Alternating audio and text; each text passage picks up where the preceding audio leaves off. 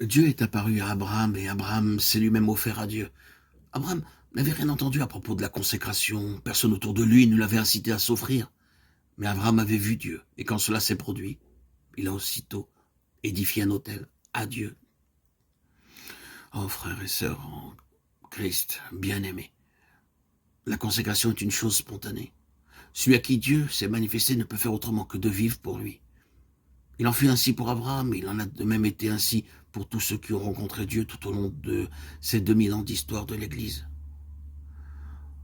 L'Holocauste était placé sur l'autel pour être entièrement consumé.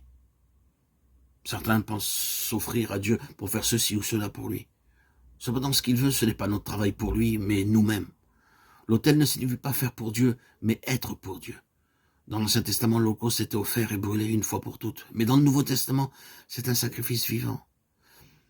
La signification de l'autel, c'est l'offrande d'une vie à Dieu pour être toujours consumée, cependant toujours vivante. Étant toujours vivante, mais pour être toujours consumée. Dieu désire que nos vies lui soient consacrées, afin que tout au long du chemin, elles puissent être sans cesse consumées pour lui.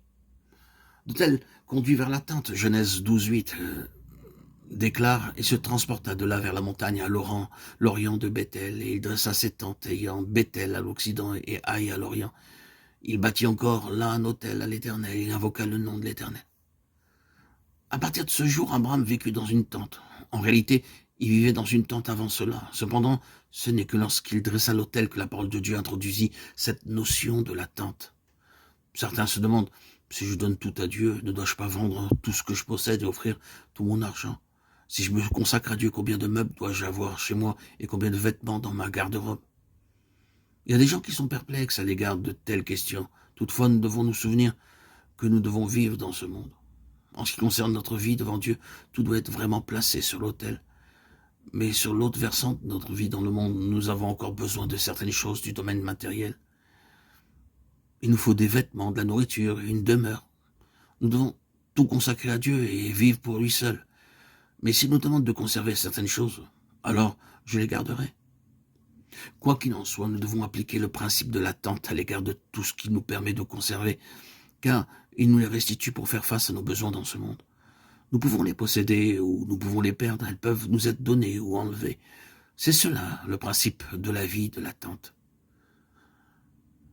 Puissons-nous apprendre cette leçon? Craignons de faire usage de ce qui n'a pas été placé sur l'autel et que nous avons reçu en retour. Ainsi que tout ce que Dieu nous restitue porte l'empreinte du principe de l'attente.